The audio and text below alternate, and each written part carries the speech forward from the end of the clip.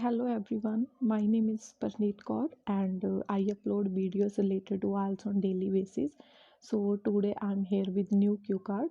If you really like my videos, please share and subscribe my channel. And if you want to take online classes, then you can also contact with me because I provide online classes at very reasonable cost. Okay, so now we started cue card. Our cue card is describe a long walk you ever had.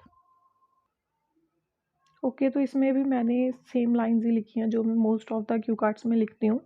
Well being a student I am mostly against in my study कि मैं student होने की वजह से mostly busy रहती हूँ अपनी study में। नॉट विद स्टैंडिंग मीन्स इसके बावजूद आई गिव प्रोक्लिविटी क्या होता है, प्रेफरेंस देना। I give proclivity to do some recreational activities ranging from walking to playing games.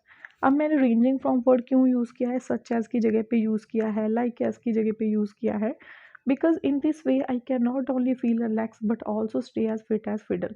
Because मैं इस वे से रिलैक्स ही नहीं रह सकती बट हेल्थी भी रह सकती हूँ।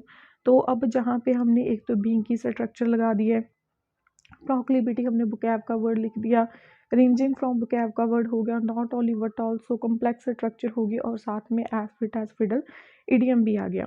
Anyway, here I would like to talk pertaining to a long walk ever had. That walk was none other than visiting to Gurdwara Shri Hemkund Sahib. Actually, when I completed my plus two at that moment, neither I had any work nor study. So आप देख ही सकते हो कि मेरे जितने भी cue cards होते हैं जी लाइन में सभी में लिखती हूँ। When I completed my plus two at that moment, neither I had any work nor study. अगर आप भी इस बेसिस सेम लाइन से सभी क्यू कार्ड में यूज़ करने की ट्राई करोगे तो आपको भी क्यू कार्ड प्रिपेयर करना ईजी हो जाएगा। तो मैंने लिखा है कि ये जो मेरी लॉन्ग वॉक थी वो श्री हेमकुंड साहिब में थी। और जब मैंने अपनी प्लस टू कंप्लीट की थी उस टाइम ना ही मेरे पास कोई वर्क था ना ही स्टडी थी। So I decided to visit this religious place. तो मैंने सोचा कि इस रिलीजियस प्लेस पे विजिट करते हैं। You know very well the religious Sikh temple is surrounded by mountains and there is extremely less oxygen level. That is why people cannot reach directly by dint of car and bus. I visited there last year. तो मैंने इसमें क्या लिखा है कि आपको बहुत अच्छे वे से पता है कि ये जो रिलीजियस प्लेस है इसके सराउंडेड बहुत सारे माउंटेन्स हैं, लेस ऑक्सीजन लेवल है, इसलिए हम डायरेक्टली वहाँ पे बस और कार से नहीं जा सकते, हमें पैदल ही जाना पड़ता है। बाय डिंट ऑफ मैंने एक फ्रेज़ लिखी है जिसको थ्रो की जगह पे लिखा है। और आप जे फ्रेज़ राइटिंग टास्क में जहाँ पे भी आप थ्रो वर्ड लिखते हो ना, वहीं पे आप बाय डिंट ऑफ यूज़ कर सकते हो। First of all, we started our journey from our home and reached gurdwara Rishikesh before hitting the sheet. अब मैंने before hitting का sheet idiom यूज़ किया है। before hitting का sheet का मीनिंग होता है सोने से पहले। तो मैंने लिखा है कि सोने से पहले हम ऋषिकेश में पहुंच गए। After getting rest there, next day we started our journey by walking to Gurudwara Hemkund Sahib, which is located at striking distance. तो उसके बाद मैंने क्या लिखा है कि वहाँ पे ऋषिकेश में रेस्ट करने के बाद नेक्स्ट डे हमने अपनी जर्नी स्टार्ट कर दी। वहाँ से काफ़ी डिस्टेंस पे है जो gurdwara Sahib. There are two ways to visit there. First one is stairs and second one is walking through pebbles. I choose the simple way.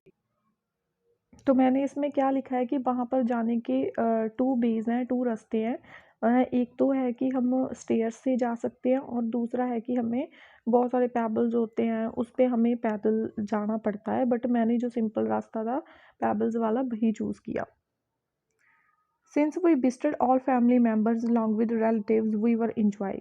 तो मैंने जहाँ पे सिंस की स्ट्रक्चर लगाई है, सिंस का मीनिंग होता है बिकॉज मैं ऑल फैमिली के साथ मैंने विजिट किया था इसलिए मैं इंजॉय कर रही थी। Nevertheless after 2 to 3 hours it became herculean task for us to reach because we were feeling exhausted. तो आफ्टर 2 और 3 आवर के बाद क्या हुआ कि हमारे लिए वहाँ विजिट करना बहुत ज़्यादा डिफ़िकल्ट हो गया। तो अब जहाँ पे मैंने हरक्यूलिन टास्क एक और बुकैब का वर्ड लिखा है।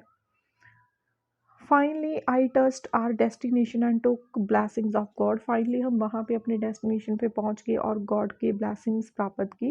As far as overall feeling concern it was better sweet experience for me because the view was breath taking. So we were enjoying, but when we felt tired that time, I wanted to stop my journey. That is why I can say that it was mix up experience for me. तो मैंने इसमें लिखा है कि अगर मैं अपनी feeling की बात बताऊं तो बहुत ही बिटर स्वीट एक्सपीरियंस था कि मैं अच्छा भी फील कर रही थी और टायर्ड भी फील कर रही थी, बिकॉज वहाँ का जो व्यू था ड्यू टू माउंटेन्स बहुत ही ब्रेथ टेकिंग था, बहुत ही अच्छा लग रहा था। जब मैं टायर्ड फील कर रही थी तो थोड़ा सा ऐसा लग रहा था कि हम कैसे पहुंचेंगे वहाँ पे, तो it was mix up experience for me. So I hope you liked the idea of this cue card. Okay, thank you.